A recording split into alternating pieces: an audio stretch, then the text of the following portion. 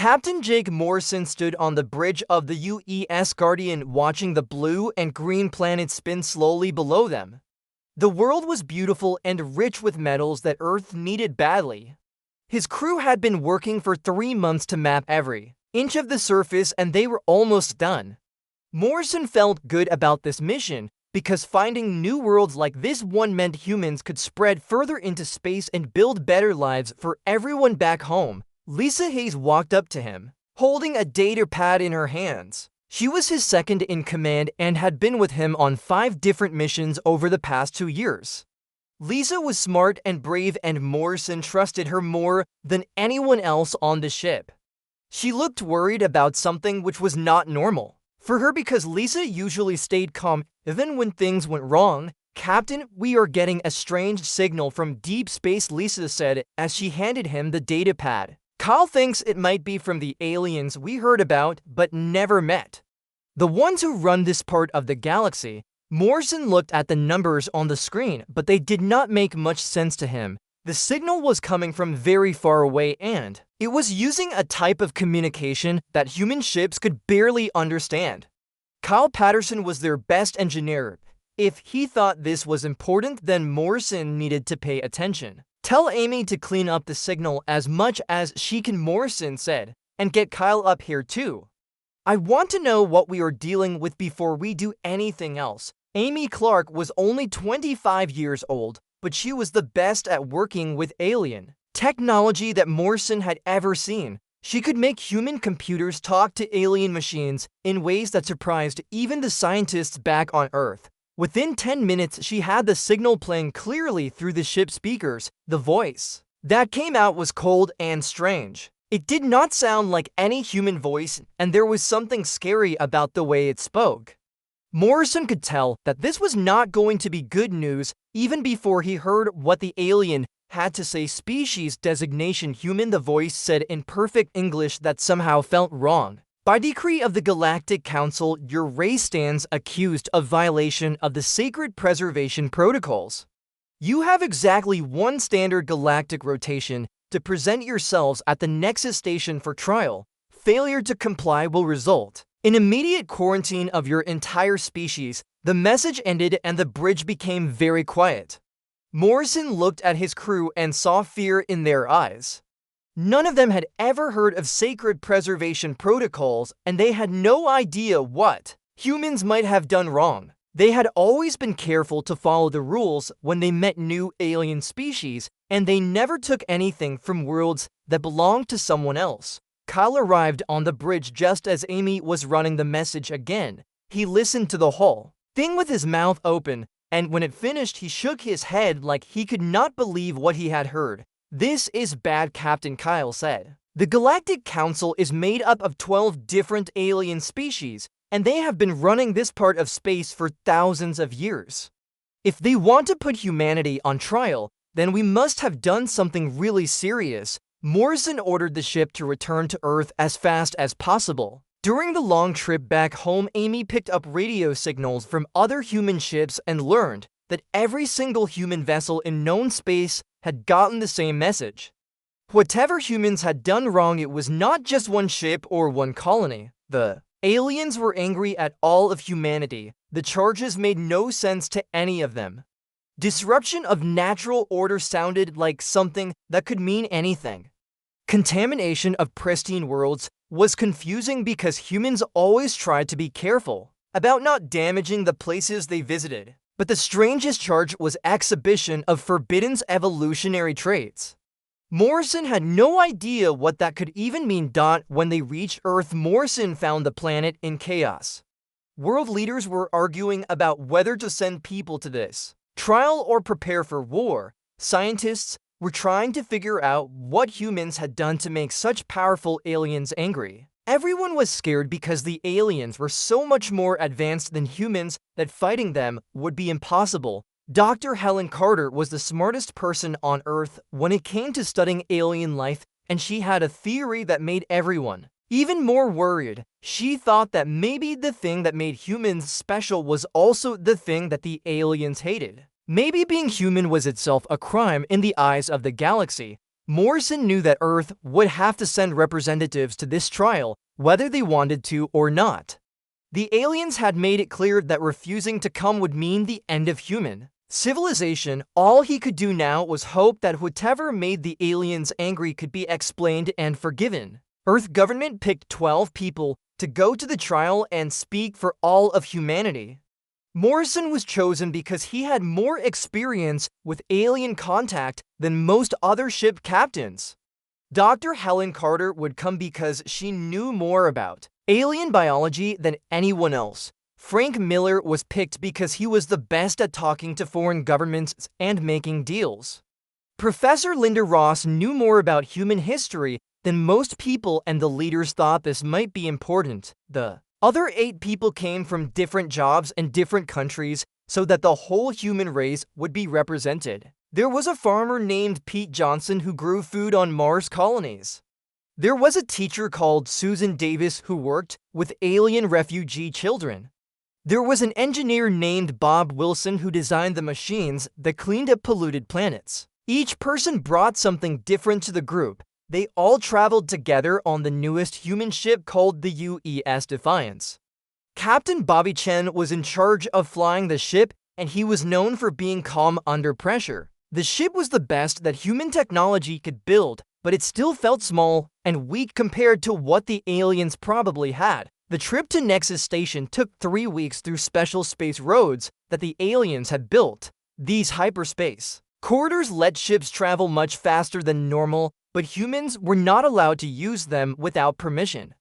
The fact that the aliens had opened these roads for the human ship was either a good sign or it meant they wanted to make sure the humans actually showed up for trial. During the long trip, the 12 representatives studied everything they could find about galactic law and the alien species that would judge them. What they learned was not encouraging. The Galactic Council operated under something called cosmic harmony, which meant that every species had to stay within certain limits. Races that grew too fast or changed too much were considered dangerous to the balance of the universe. Dr. Carter spent most of her time looking at biological data from the 12 alien species that ran the Council. What she found was strange and disturbing. Every single one of these species had stopped evolving thousands of years ago. They had reached what they thought was perfection, and then they simply stopped changing. Their bodies stayed the same, their minds stayed the same, and even their technology stayed mostly the same. This does not make sense, Dr. Carter told Morrison one day as they sat in the ship cafeteria.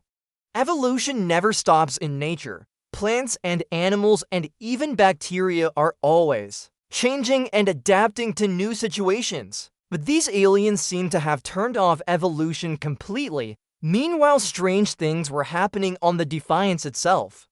Equipment worked better than it was supposed to work.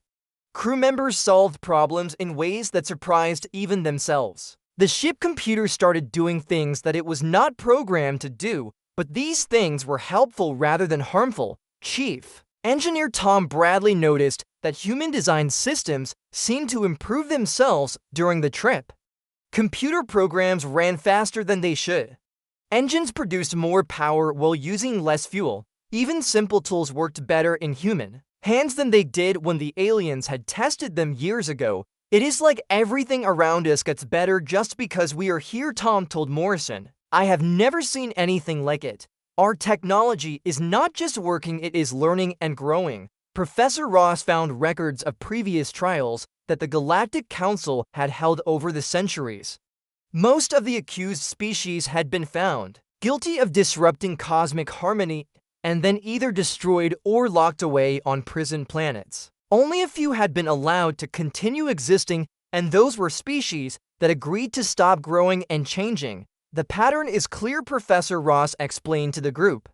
Any species that shows signs of rapid advancement gets put on trial. Any species that refuses to accept limits gets eliminated. The Council does not want diversity or growth. They want everything to stay exactly the same forever. Frank Miller studied the legal system and found that it was designed to favor the accusers rather than the accused. The burden of proof was on humanity to show that they were not dangerous. The council did not have to prove that humans had actually done anything wrong. They only had to show that human behavior might threaten their idea of cosmic order. As the defiance got closer to Nexus Station, the human representatives could see that they were not just fighting for their species' survival. They were about to challenge beliefs that had controlled the galaxy for thousands of years. The aliens had created a system where growth was illegal and change was considered evil. Amy Clark spent her time listening to alien radio broadcasts and trying to understand how ordinary aliens felt about their governments. What she discovered gave her hope. Many younger aliens seemed unhappy with the way things were. They asked questions that their elders did not want to answer. They wondered why their species had stopped exploring and learning new things. There are aliens out there who think like we do, Amy told Morrison. They want to grow and change, but their governments will not let them. Maybe we are not as alone as we thought. When Nexus Station finally appeared on their screens, it was bigger than anything the humans had ever imagined. The structure was the size of Earth Moon, and it was covered with lights and moving parts that hurt to look at. Thousands of different alien ships moved around it like insects around a bright light. Morrison realized that humanity was about to walk into a courtroom where the judges had already decided that change itself was evil. But maybe that was exactly what the galaxy needed. Maybe it was time for someone to stand up and say that growth and learning and becoming better were not crimes, but gifts that should be celebrated rather than feared. Nexus Station was like nothing the humans had ever seen before. The corridors were so big that clouds formed near the ceiling and the walls seemed to bend in ways that made no sense. Thousands of different alien species walked around them speaking in languages that hurt human ears to hear. Some aliens floated instead of walking, while others moved onto many legs to count. The 12 human representatives were escorted through the massive station by tall robot guards that never spoke. Morrison tried to remember everything he saw because he knew that no human might ever see this place again. The technology around them was so advanced that it felt like magic, but he could tell that it was very old magic that had not changed in a long time. They were brought to a courtroom that was bigger than any stadium on Earth. Thousands of aliens sat in curved rows that seemed to go up forever into darkness. At the center were 12 elevated platforms where the judges sat. Each platform held a representative from one of the ruling species, and Morrison could feel their eyes watching him, even though some of them did not have eyes that looked anything like human eyes. The prosecutor was introduced as High Arbiter Zefker, from a species called the Hegemony. It was tall and thin with skin that looked like metal and a voice that echoed strangely when it spoke. When Zefker began presenting the case against humanity, Morrison felt his stomach drop because the evidence was much worse than he had expected. Observe the crimes of this species, Zefker said, as holographic images filled the air above the courtroom. The first images showed human colonies on 17 different worlds. At first glance, they looked normal, but as Morrison watched more carefully, he could see what the aliens were upset about. On every world where humans had built settlements, the local plants and animals had changed. Species that had been extinct for millions of years had somehow returned to life. Ecosystems that had been simple and stable became complex and vibrant. Even the weather patterns had shifted to support more diverse forms of life. Where this species goes, chaos follows, Zefker continued. Static systems become dynamic, stable ecosystems transform. They do not destroy through violence, but through a more insidious method. They make everything around them grow and change without permission. Drive Carter took notes as fast as she could because she was starting to understand what was happening. The aliens were not angry because humans destroyed things. They were angry because humans made things better, and better was not allowed in their version of cosmic order. The next set of evidence was even more disturbing. Zefker showed brain scans of humans taken during routine medical exams over the past 50 years. The scans proved that human neural capacity was increasing with each generation. Human children were literally smarter than their parents, and their children would be smarter still. This species does not merely adapt to their environment, Zefker said with what sounded like disgust. They change themselves continuously without limit. Each generation exhibits greater cognitive capacity than the last. They show no signs of reaching evolutionary equilibrium. Morrison could see fear in the eyes of some of the alien judges when they heard this. The idea that humans kept getting smarter and more capable seemed to terrify them more than any weapon could have. The final piece of evidence was footage from human space stations and ships. The recordings showed human technology improving itself in real time. Computer programs rewrote their own code to work better. Machines modified themselves to be more efficient. Even simple tools seemed to work better in human hands than they did for other species. Most damning of all, Zefker concluded their technology exhibits the forbidden trait of autonomous improvement. Their machines learn and grow just as their creators do. Left unchecked, this species will not merely change themselves and their environment. They will eventually remake the entire galaxy in their image. The courtroom fell silent as the prosecutor finished speaking. Morrison looked around at thousands of alien faces and saw the same expression on most of them. They were afraid of humanity, not because humans were violent or destructive, but because humans represented something that challenged everything they believed about how the universe should work. The evidence is clear, Zefker said. This species violates every principle of cosmic harmony. They do not accept limits. They do not respect boundaries. They grow without permission, and they encourage growth in everything they touch. Such a force, if left unchecked, would destroy the stable order that has preserved galactic civilization for 10,000 years. Morrison realized that the trial was not really about specific crimes that humans had committed. It was about whether growth and change were allowed to exist in the galaxy at all. The Galactic Council had built their entire civilization on the idea that everything should stay exactly the same forever. Humans represented proof that this idea was wrong. The prosecution recommends immediate quarantine of all human worlds, followed by gradual population reduction until the species reaches manageable numbers, Zefker announced. Alternative recommendation is complete elimination to prevent further contamination of stable galactic systems. As the prosecutor sat down, Morrison felt the weight of his entire species' future pressing down on him. The aliens had made their case, and it was clear that they saw humanity as a virus that needed to be contained or destroyed. But maybe that was exactly what the galaxy needed. Maybe it was time for someone to stand up and say that growth and change were not diseases, but the natural way that life was supposed to work.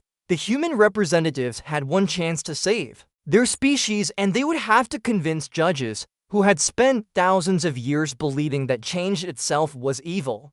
Morrison stood up slowly, knowing that the next few hours would determine whether humanity had a future among the stars, or whether they would become another extinct species that had dared to grow too much. Morrison stood up slowly and walked to the center of the massive courtroom. Thousands of alien eyes watched him, and he prepared to speak for his entire species. He could feel the fear and hatred coming from many of the observers, but he also sensed something else from some of the younger aliens. Curiosity, maybe, or even hope. Honored members of the Galactic Council, Morrison began with his voice carrying clearly through the translation devices. You have accused humanity of violating the natural order of the universe. But I ask you this question. Who decided what the natural order should be? Who gave you the right to say that growth must end and that improvement must stop? Several of the judges shifted uncomfortably on their platforms, but Morrison continued. You show us images of worlds where human presence has caused change, and you call this contamination, but look more carefully at what has actually happened. Species that were dying have been restored to health. Ecosystems that were failing have become strong again. Life itself has flourished wherever humans have settled. Dr. Carter stepped forward, carrying the research she had done during their journey to Nexus Station. We have studied each of your species extensively, she said, addressing the 12 judges directly. Every one of you reached what you considered perfection thousands of years ago, and then you simply stopped advancing. But perfection is not a destination, it is a journey. She activated a holographic display that showed biological data from all the council species. Your bodies have not changed in millennia. Your minds have not grown. Even your technology shows signs of decay because you have stopped improving it. You claim to represent the natural order, but you have actually violated the most fundamental law of existence. The courtroom erupted in angry voices as aliens shouted in dozens of different languages. Security forces moved to restore order, but Morrison could see that Dr. Carter's words had struck deep. Some of the judges were looking at each other with expressions that might have been doubt. Professor Ross took her turn to speak next. You talk about cosmic harmony, but your own historical records tell a different story. Before the Galactic Council was formed, this region of space was full of new civilizations, emerging species, and constant change. In the 10,000 years since you established your perfect order, not a single new species has achieved spaceflight. She gestured to the vast courtroom around them. You have not created harmony. You have created a museum where everything must stay exactly as it was when you first took power. You have turned the galaxy into a graveyard of possibilities that will never be explored. The most powerful moment came when Amy Clark stepped forward. She was the youngest member of the human delegation, and her voice was clear and strong as she addressed the ancient beings who controlled galactic civilization. You are afraid of us, Amy said simply, not because we destroy things, but because we remind you of what you used to be. Every species in this courtroom was once like humanity. You all had dreams of growing beyond your current limits. You all reached for something greater than yourselves. The silence that followed her words was deeper than space itself. Morrison could see that many of the alien observers were staring at Amy with expressions he had never seen before. It was as if she had spoken a truth that they had been trying to forget for thousands of years. But you stopped, Amy continued. You decided that you were good enough as you were, and you built laws to make sure that no one else could grow beyond what you had achieved. You turned your fear of imperfection into a religion, and now you worship stagnation instead of life. Frank Miller presented the legal argument that the humans had prepared. He pointed out that the original charter of the Galactic Council actually supported diversity and growth. The founding documents spoke of nurturing the cosmic garden and tending the seeds of possibility, language that suggested movement and change rather than eternal stillness. Your own laws support our right to exist and grow, Miller said. The principles you claim to defend were written by beings who understood that life means change and change means growth. You have perverted their vision into something they would not recognize. As the human defense continued, something unprecedented began happening in the observer sections. Younger members of various species started to whisper among themselves. Some were taking notes while others were recording what the humans said. Morrison realized that the trial was having an effect that went far beyond the courtroom. Pete Johnson spoke about how human farmers had helped restore dead soil on dozens of worlds. Susan Davis talked about how human teachers had helped alien children learn to ask questions that their parents were afraid to ask. Bob Wilson explained how human engineers had found ways to clean up pollution that alien scientists had said it was impossible to remove. Each human representative told a story of growth and improvement and change. They painted a picture of a species that made everything around them better, not through force or violence, but through an irrepressible desire to reach for something greater than what they were. When the last human finished speaking, the courtroom fell into a silence that seemed to stretch on forever. Morrison looked at the 12 judges and saw confusion and conflict in their alien features.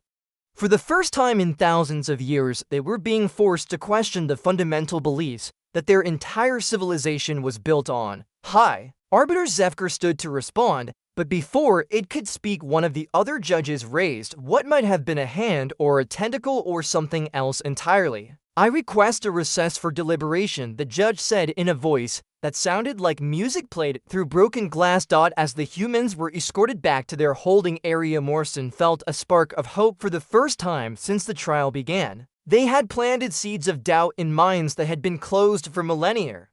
Whether those seeds would grow into something that could save humanity remained to be seen, but at least they had given the galaxy something it had not had in a very long time, a choice between growth and stagnation, between life and death, between hope and fear.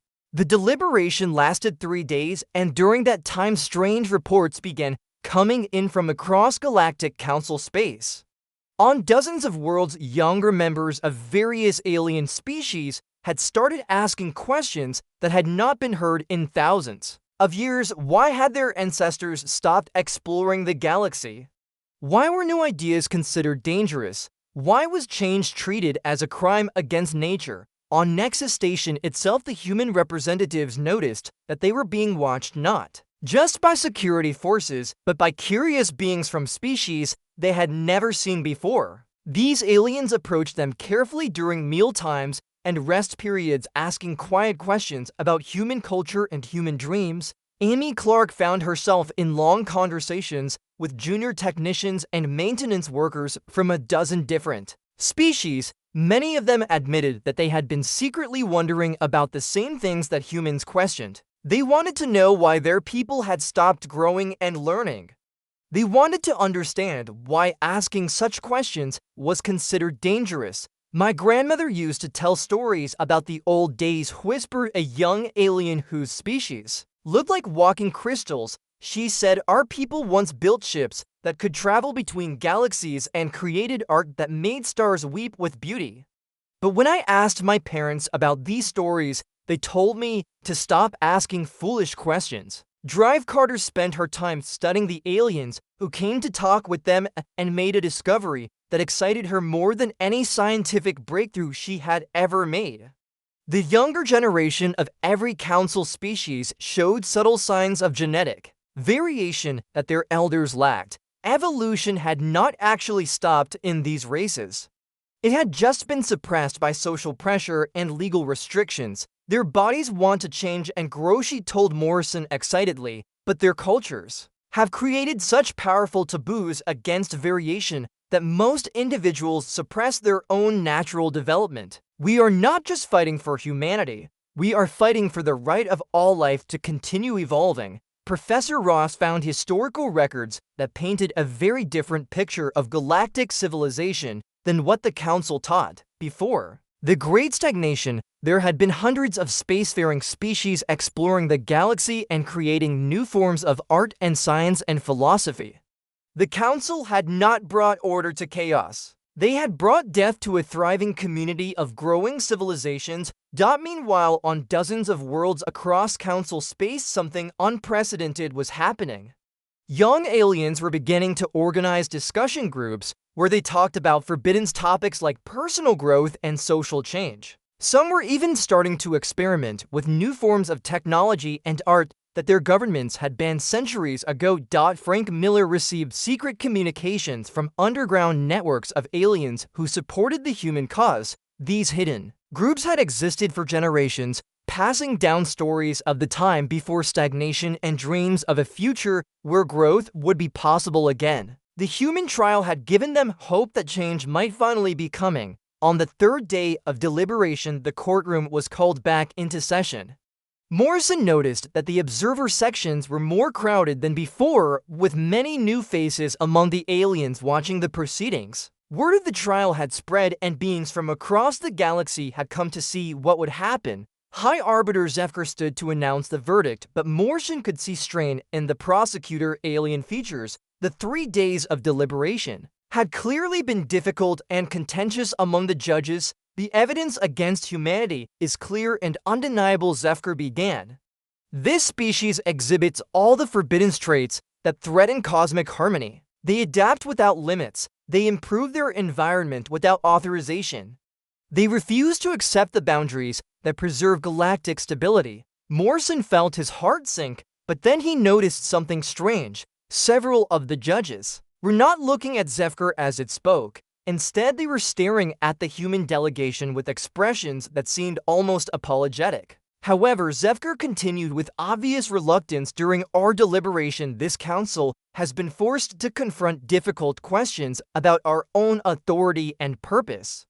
The defendants have argued that our sacred principles contradict the fundamental nature of existence itself. The High Arbiter paused, and Morrison could see internal conflict playing out in its metallic features. They claim that by preventing growth, we have violated the very cosmic harmony we claim to protect. They suggest that our perfect order is actually a form of cosmic death. Murmurs spread through the observer sections as aliens who had never heard such ideas discuss them quietly among themselves. Morrison realized that the trial had become much more than a judgment of humanity. It had become a questioning of everything the galaxy had believed for 10,000 years. After extensive debate, this council has reached a split decision. Zefker announced 6 species vote for immediate quarantine of humanity with gradual population reduction until the threat is eliminated. 6 species vote for complete freedom, allowing this dangerous race to continue their pattern of unlimited growth. The tension in the courtroom was so thick that Morrison could almost taste it. Every being present understood that they were witnessing a moment that would reshape galactic civilization one way or another. As is traditional in cases of split decision, the final vote belongs to the species that brought the original charges. Zefker said, "The Viridians who first summoned humanity to trial will cast the deciding vote." All attention turned to the crystalline being that had delivered the original ultimatum to Captain Morrison so many weeks ago. The Viridian judge stood slowly, and Morrison could see rainbow patterns of light flickering through its translucent body. When it spoke, its voice was barely audible through the translation systems. "I vote for immediate dissolution of this council and the Confederation it represents," the Viridian said. Chaos erupted instantly throughout the massive courtroom. Aliens shouted in languages that human ears could not process, while security forces struggled to maintain order. Several judges left their platforms in apparent outrage, while others sat in stunned silence. But the Viridian continued speaking despite the chaos around it. "These humans have shown us what we have forgotten. We are not gods. We are not perfect. We stopped growing not because we achieved perfection, but because we became afraid of imperfection. In doing so, we became the very stagnation we once sought to prevent." Morrison watched in amazement as the ancient order that had controlled the galaxy for millennia collapsed in a matter of minutes. The trial had ended not with a verdict, but with a revolution. The Galactic Council collapsed within hours of the Viridian decision. 3 species immediately withdrew from the alliance, declaring that they would no longer be bound by laws that prevented their people from growing and changing. Others announced independence from the central authority that had controlled their worlds for thousands of years. The careful order that had governed the galaxy for 10 millennia fell apart in a single day, but something strange happened after the collapse. The galaxy did not descend into the chaos and violence that many had predicted. Instead, a deep silence settled over the former council worlds as species that had been held in artificial stagnation for centuries discovered that they had forgotten how to grow. The alien races had maintained their technology and preserved their ancient cultures, but they had lost something more fundamental. They had lost the drive to reach beyond themselves, to explore new possibilities, to dream of becoming something greater than what they were. When given the freedom to change, most of them simply remained exactly as they had been. Morrison and the other human representatives returned to Earth to find their own world transformed by the knowledge of what had happened at Nexus Station. The news that humanity possessed traits that other species considered dangerous had sparked intense debates among philosophers, scientists, and ordinary people who wondered what it meant to be human in a galaxy that feared growth. Some humans embraced their nature as agents of change in a stagnant universe. They formed organizations dedicated to spreading throughout the galaxy and helping other species rediscover their capacity for evolution. They saw themselves as gardeners whose job was to plant seeds of possibility wherever they went. Others were frightened by the implications of the trial. They worried that humanity's drive for constant improvement might indeed be a kind of virus that would eventually consume everything in its path. They called for strict limits on human expansion and careful monitoring of how human presence affected Alien Worlds, Dr. Carter established the Institute for Evolutionary Ethics, which brought together scientists from dozens of species to study the relationship between growth and harmony.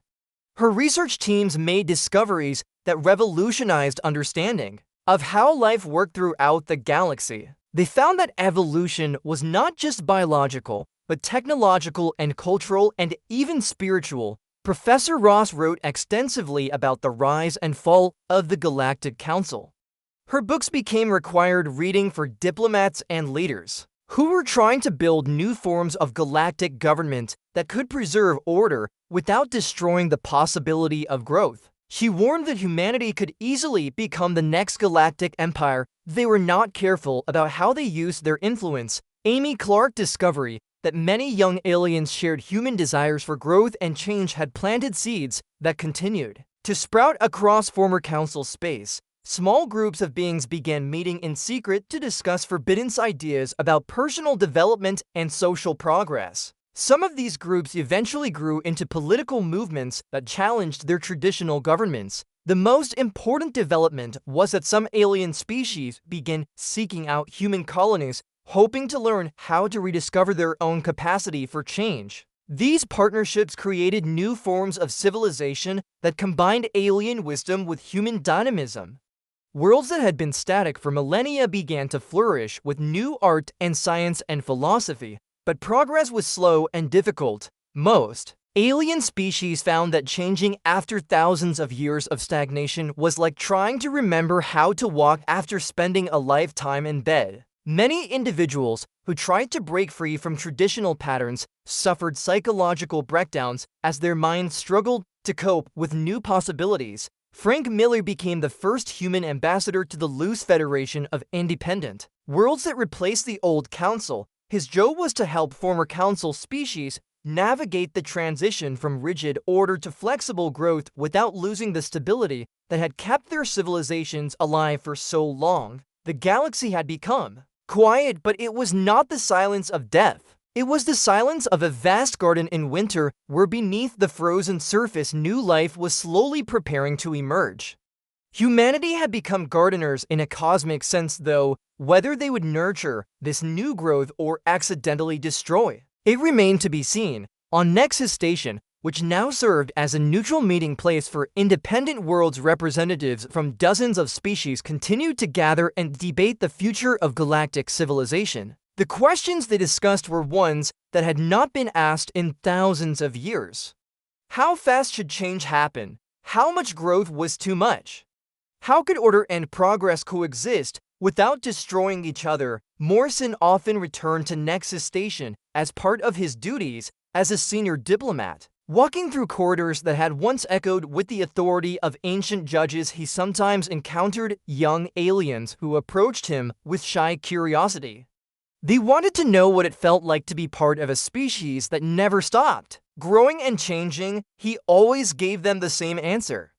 Growth was not always comfortable and change was not always easy, but the alternative was worse than death. The alternative was becoming so afraid of imperfection that you stopped trying to become better.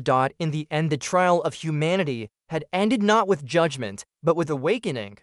The question now was whether the galaxy could learn to grow again, without losing itself in the process. And in the vast silence of space among billions of worlds, where ancient species contemplated change for the first time in millennia, that answer remained unwritten, waiting for someone brave enough to pick up the pen